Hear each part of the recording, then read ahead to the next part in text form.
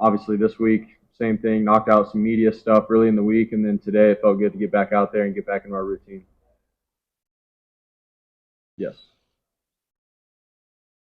Oh, it's over here. Brock, can you just describe what the practice field is like? We've heard a lot about it this week. Just what are your impressions of it, having been on it today? Yeah. I mean, today we didn't have as an aggressive practice just in terms of the hard running, the cutting and stuff. That's tomorrow. So, but today I feel like it was pretty good just in terms of us getting out there and sort of moving around, light running and whatnot. So that was that. So we'll see tomorrow though how it is. Brock, your first passes were against the Chiefs in that blowout loss last season. Jed York said you threw a ball in the stands. I don't recall that happening. You did throw a pick, but what are your memories of that game, and what were your emotions? Like, here I am playing in the NFL. Yeah. Obviously the score in the game was sort of out of reach, and I went in at the end and was trying to get some reps. And I'm not gonna lie, it was going pretty fast. Just it was my first NFL action, and I'm dropping back, and for me, I was like, I don't know if Chris Jones is in, but I was like, man, Chris Jones is there, Frank Clark on the edge. So for me, my mind was racing pretty fast, and I was trying to get through reads pretty quickly, and definitely did feel rushed. I'm not gonna lie, I did. But there were some plays where I was able to make some throws and get into a rhythm, and then obviously at the end I sailed one over Juwan's head for an interception. But just where the game was at was a little weird. It was out of reach, and then I was just trying to go in and get my first action and get into a rhythm. So yeah, it is what it is. But obviously I learned from it, and feel like when week 13 came around, that game and those reps actually did help me, be prepared for my opportunity.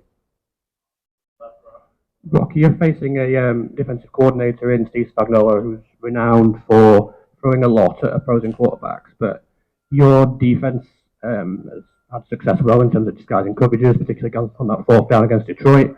I'm just wondering how facing them helps you prepare for the challenge you've got on Sunday.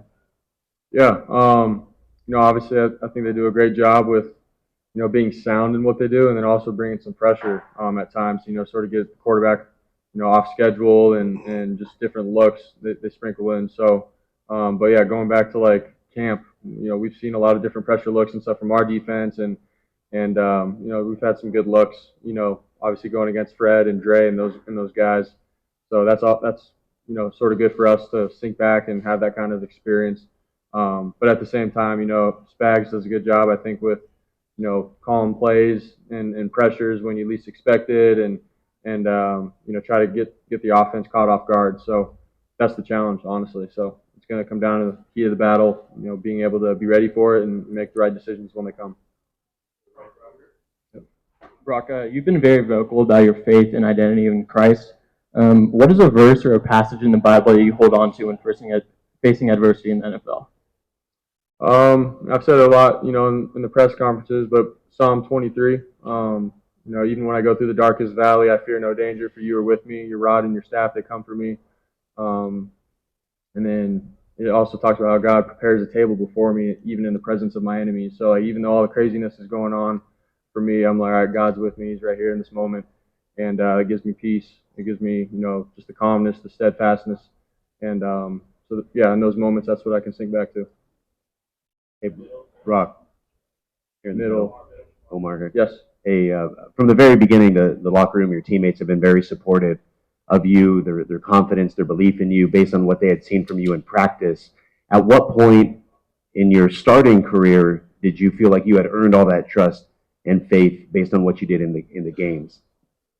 I mean, last year, when I stepped in, we were on a roll as a team. Just obviously, we had the Super Bowl on our minds and in our sights. So, for me, really, it was like, all right, we're rolling. I'm just continuing to do what Jimmy had done before, and didn't want to, lose a step or take a step back as an offense. So, for me, I didn't really know or understand until probably this year. We went on a roll. We're 5-0, and then honestly, when we went on a streak of losing some games, that's, I feel like, when you start questioning and seeing how guys respond to you.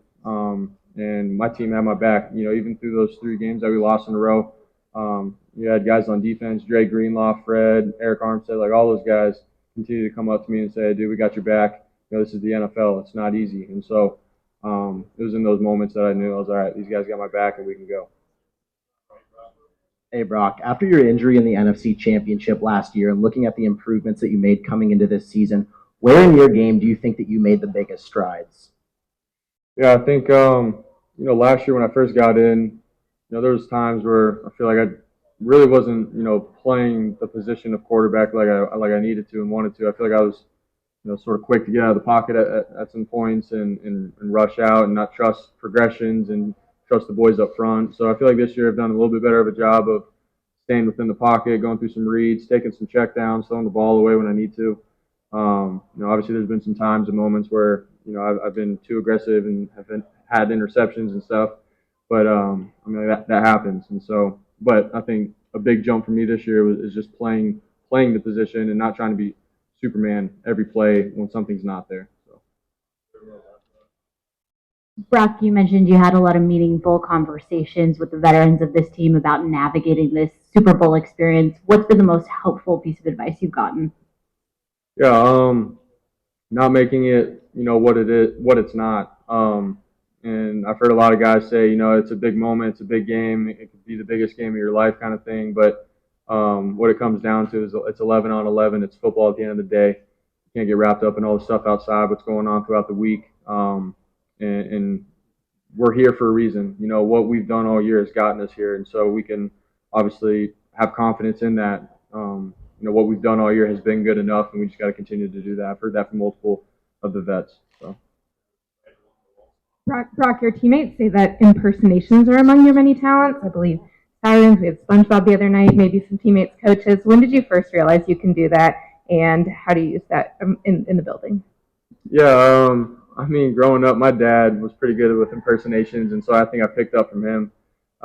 Just whether it was family, friends, teammates growing up, I feel like I've always done some impersonations, and they've been pretty well. But I don't know, I'll do it sometimes when we're in the huddle or something to sort of just show them that all right, Brock's he's calm, he's cool and collected here, he's joking around, so it's all good. So I feel like there's times and moments where I do it, but I don't go around trying to impersonate everybody all the time. So. Hi, Brock. It's Contessa Brewer from CNBC. When you started, I guess in gambling terms, you would have been considered a long shot. Give me a sense of whether being underestimated is actually an advantage.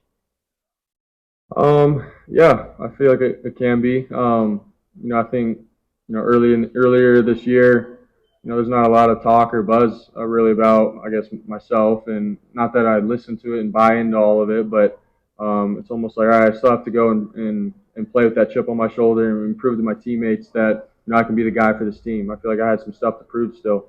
Obviously, last year I played 7, 8 games or whatever that was, and it was all good, but it wasn't a whole season, so there was a lot of questions. And so for me, it was, all right, I still got to go out there and prove to myself, I can do this, and to my team that I can be the guy. So, yeah, there wasn't a big, spotlight on me or anything like that. So, like, you sort of want to make a name for yourself kind of thing, throughout the year and early on. So, I feel like it has been sort of an advantage for sure.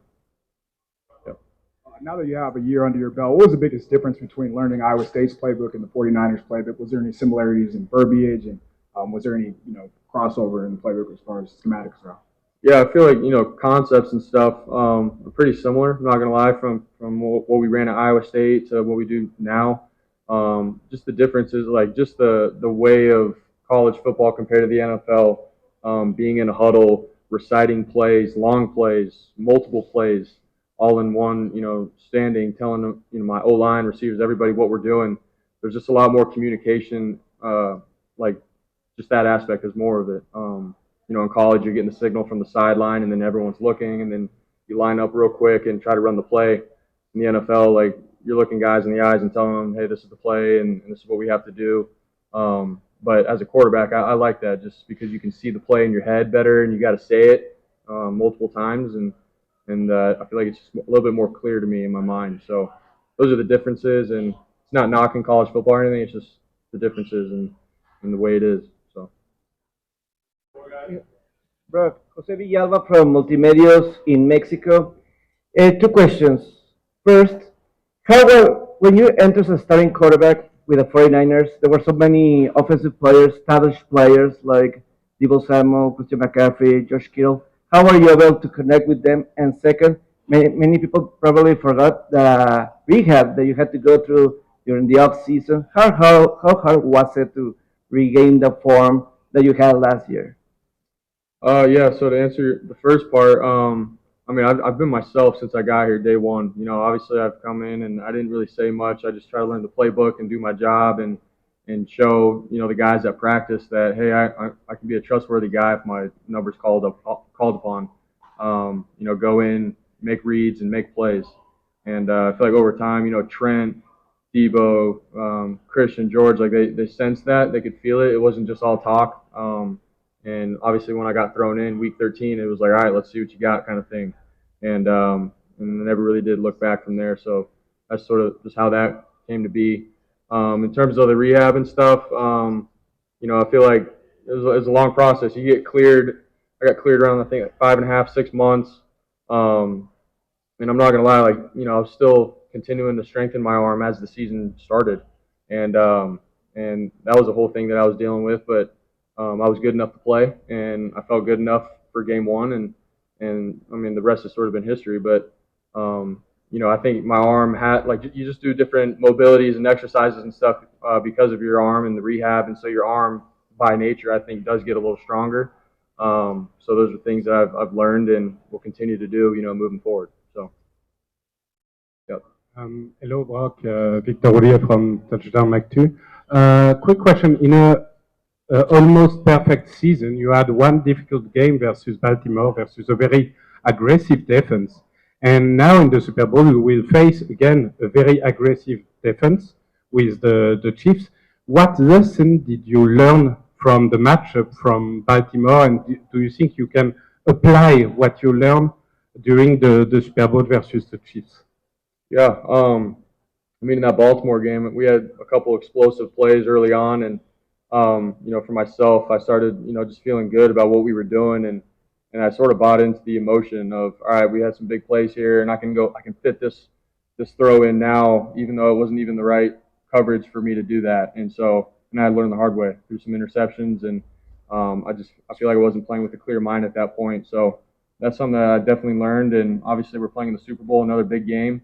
And how can I understand that every play has a life of its own? You can't, just because you had a big play in the last play, it doesn't mean this next play is going to be another big play. Like the right play might be checking it down or throwing it away. So those are things I had to learn and definitely taking into account with how aggressive and how good the Chiefs defense is. Brock, you talked earlier about sometimes doing impressions in the huddle. George is always finding the camera, especially on a week like this. How important is it to remember that, yes, it's the seriousness of the business of football, but also you're playing a game and you want to have fun doing it? Yeah. I mean, there's a fine line of it for sure. Obviously, studying and being prepared for every little situation and circumstance, and being ready to answer those questions right. But also, being able to enjoy the game. We're in the Super Bowl. You dreamed of this as a kid growing up. You wanted to play. Every kid dreamed playing in this game. And so, I mean, like George obviously gives us a great perspective every game. He's always having fun, joking around. But when the ball's snapped, he's doing his job and he's doing it well. So there's a fine line of it. But I mean, at the end of the day, man, like this is something that we've all dreamed of growing up, and got to be grateful for it and have fun with it.